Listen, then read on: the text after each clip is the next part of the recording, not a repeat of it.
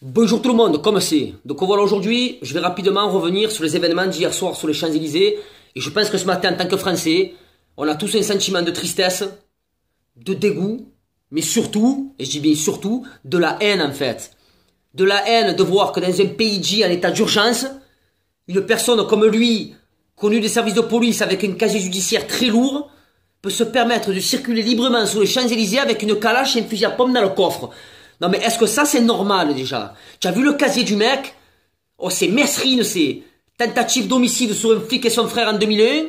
À l'issue de quoi il est mis en garde à vue. Là, en garde à vue, il arrive à désarmer un flic, lui mettre 5 balles dont une qui lui perfore le poumon, il a failli le tuer. Donc forcément il s'est pris 20 ans de prison. De 20 ans c'est passé à 15 ans. Et là finalement, il est sorti de prison en 2015, ils l'ont lâché pour bonne conduite. Voilà, merci la justice française, entre parenthèses. Donc après, il y a 2 mois de ça, ils te l'arrêtent, ils te le mettent en garde à vue parce qu'il a ouvertement menacé des flics et dit qu'il allait les tuer. Tu le relâches au bout de 72 heures pour faute de preuves, et 2 mois après il arrive ça. Mais tu veux penser quoi de la justice française? Sans déconner, tu te sens en sécurité?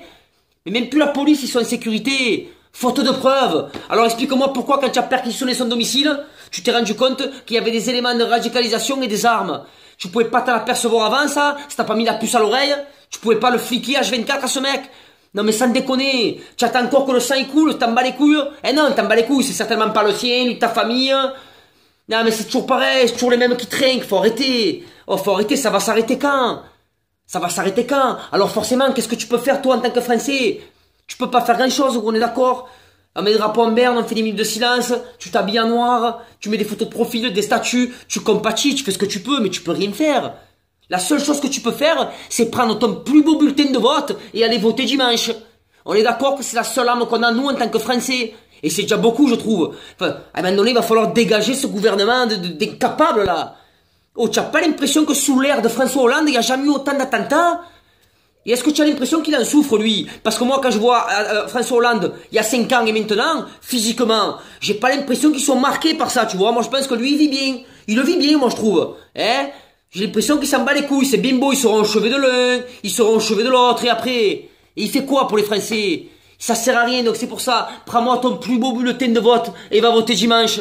S'il te plaît. Faut pas déconner, il faut rétablir un peu une police qui fait peur, une justice qui tranche et surtout des prisons qui font leur métier. Les prisons, c'est le Club Med. À chaque fois qu'un mec il sort de prison, il fait un attentat. C'est quoi? C'est une formation pour les terroristes, la prison? Tu dois avoir des putains d'imams radicalisés dans les prisons, je te raconte même pas. Donc c'est pour ça, à un moment donné, il va falloir essayer de changer tout ça. Et nous, en tant que Français, la seule chose qu'on peut faire, c'est aller voter dimanche. On est d'accord. Après, petit message à tous ceux qui marquent. Ouais, pas d'amalgame. Ah, s'il vous plaît, pas d'amalgame. Alors, je vais t'expliquer ma vision des choses. Pas d'amalgame. Ferme ta gueule.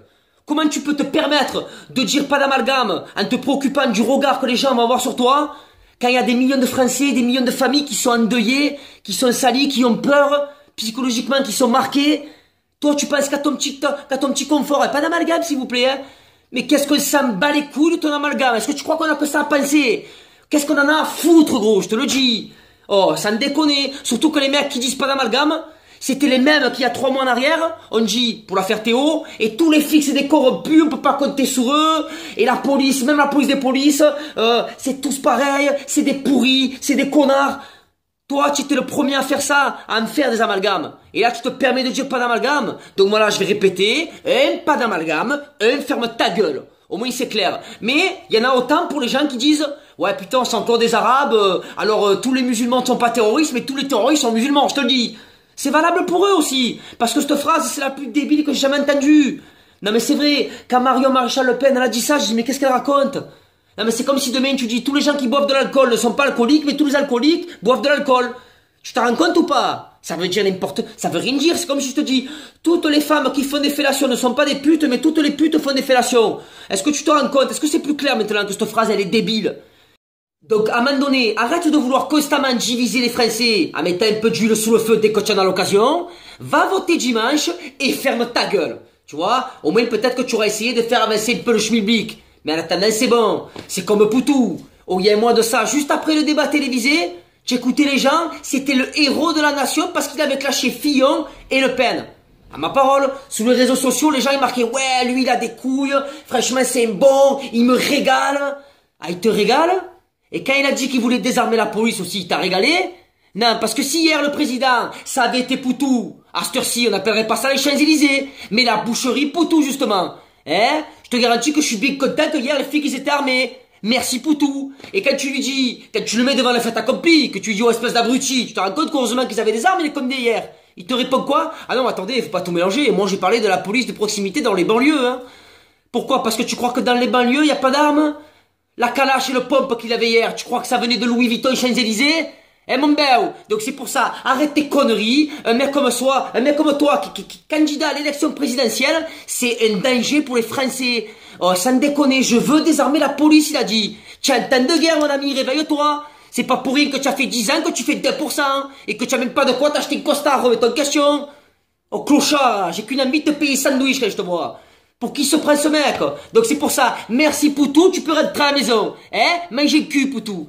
Donc voilà les gars, sur ce je vais vous laisser passer un bon après-midi. Et bien sûr, tout mon soutien à la police, bon courage à vous les gars. Allez la bise, ciao ciao.